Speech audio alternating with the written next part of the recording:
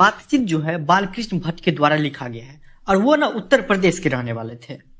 यह एक निबंध है। निबंध का अर्थ क्या? अगर मान लीजिए किसी टॉपिक दे दिया, उस पर 3-4 पेज लिखना है, क्या कहलाता है? निबंध कहलाता है। ठीक है ना। जैसे आपको पर्यावरण पे दे देगा तो आप क्या लिखेंगे? पर्यावरण का क्या हानि होता है, क्या फायदा होता है पर्यावरण से, पर्यावरण को कैसे हम संरक्षण कर सकते हैं, ये सब लिखना है। क्या होता है? निबंध।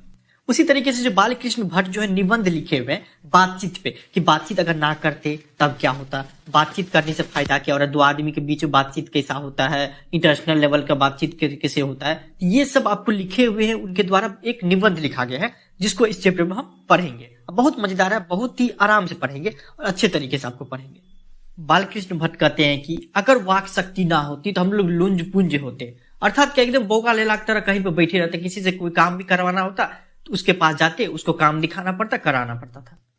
इस तरीके से मतलब पूरी जिंदगी अस्त व्यस्त हो जाता। हमारी जो इंद्रियां है वो अच्छे तरीके से काम नहीं करती। और वो आगे कहते हैं कि स्पीच मतलब भाषण अलग चीज हो गया और बातचीत ना अलग चीज हो गया। बातचीत मतलब क्या, आपको मेरा भाषा समझ में आना चाहिए और आपकी भाषा हमको समझ में आना चाहिए। लेकिन भाषण या स्पीच में उससे उल्टा होता है। क्या स्पीच में क्या होता है, शुरू में एकदम लेडीज एंड जेंटलमैन, मेरे समाज से पूरे देशवासियों, गुड मॉर्निंग करके शुरू होता है। अब भाषण में हमेशा जो ना आपको बीच बीच में ताली मारते रहता है सब। लेकिन बातचीत में आप बात कर रहे हैं तो हम दोनों बात जो कर रहे हैं समझ में आ रहा है, उसमें ताली वाली नहीं मारा देता है। तो बोला इस तरीके से बातचीत और भाषण दोनों अलग चीज है, ऐसा बालकृष्ण भट्ट का कहना था।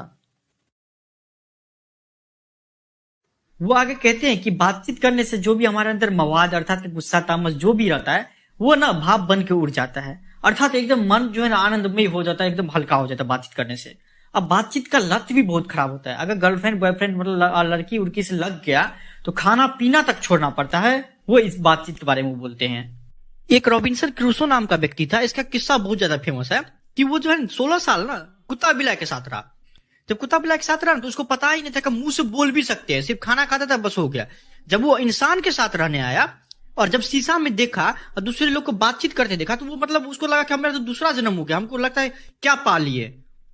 एक व्यक्ति था जिनका नाम था बेन जॉनसन। उनका मानना यह था कि आदमी का ना असलियत में मतलब क्या औकात है, कैसा आदमी है, उसका पता तभी चल पाता जब वो बोलता है, बात करता है। तब देखने पहनावा और ओढ़ावा से कोई नहीं पकड़ सकता कि आदमी कैसा है, लेकिन जब बातचीत करना शुरू करता है तब पता कर चलता जाता है कि आदमी किस तरीके का है। हम एडिसन जो थे वो बोलते बातचीत न सिर्फ दो आदमी के बीच होता है, दो आदमी के बीच बातचीत होता है और जैसे ही तीसरा आदमी घुसा चुगली करना स्टार्ट कर देगा। तीसरा आदमी घुसा, कोई तीसरा चौथा आदमी का शिकायत करना शुरू कर देगा, तब वो असली में बातचीत नहीं रह जाता है। जबकि वो 3 आदमी के बीच में बातचीत नहीं होता है, वो चुगली हो जाता है। कौन किनका मानना था? एडिसन का मानना था।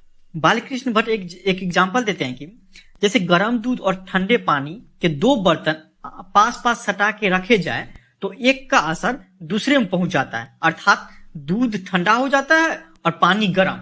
उसी तरीके से अगर मान लीजिए 2 व्यक्ति आसपास बैठ के बातचीत करता है तो उसका गुण उसके पास चले जाता है और उसका गुण उसके पास चले जाता है। तब न बोला जाता है कि संगति से गुण आता है, संगति से गुण जाता है, अर्थात संगति का असर आपको बातचीत पे भी पड़ता है। वो आगे कहते हैं कि यूरोप के जितने भी लोग हैं ना उनमें बात कैसे करते हैं उनका ज्ञान रहता है, जिसको आर्ट ऑफ कन्वर्सेशन बोला जाता है। अर्थात वो जब भी बोलेंगे ना एकदम तारीफ करते रहेगा आदमी का, ताकि वो आगे वाला सामने वाला का मन गदगदा जाए, एकदम पूरा तारीफ पे तारीफ करते रहेगा। ठीक ना। तो वो बोल रहा है क्या उन सबके पास नॉलेज है कि किस तरीके से बात करते हैं, किस तरीके से दूसरे से बात करें ताकि वो भी खुश हो जाए, मेरा भी काम हो जाए। ठीक, वो ये गुण किसके अंदर है? यूरोप के लोगों में। और चतुर लोग कैसा होता है? चतुर लोग ऐसा होता है कि आपके सामने आपकी तारीफ कर देता है और दूसरे के सामने उसकी तारीफ कर देता है। और इसी तरीके से बातचीत करना भी चाहिए। चतुर लोग या जो समझदार रहता है, ज्यादा पढ़े लिखे रहते हैं, वो इसी तरीके से बात करते हैं ताकि काम भी निकल जाए, किसी का बुराई भी न करना पड़े। आपके सामने आपका बड़ाई कर देता है और उसके सामने उसका बड़ाई कर देता है। इस तरीके से हमें बात करना चाहिए। इतना ही नहीं, बड़ी बड़ी कंपनियां जो है मतलब 2 दोस्त या 2 आदमी के बीच में बातचीत करने से बनी है कि 2 दोस्त ऐसे ही मतलब बातचीत करते रहा और उसके बाद बोला कि कंपनी बनाएंगे और कंपनी बना लिया। ठीक।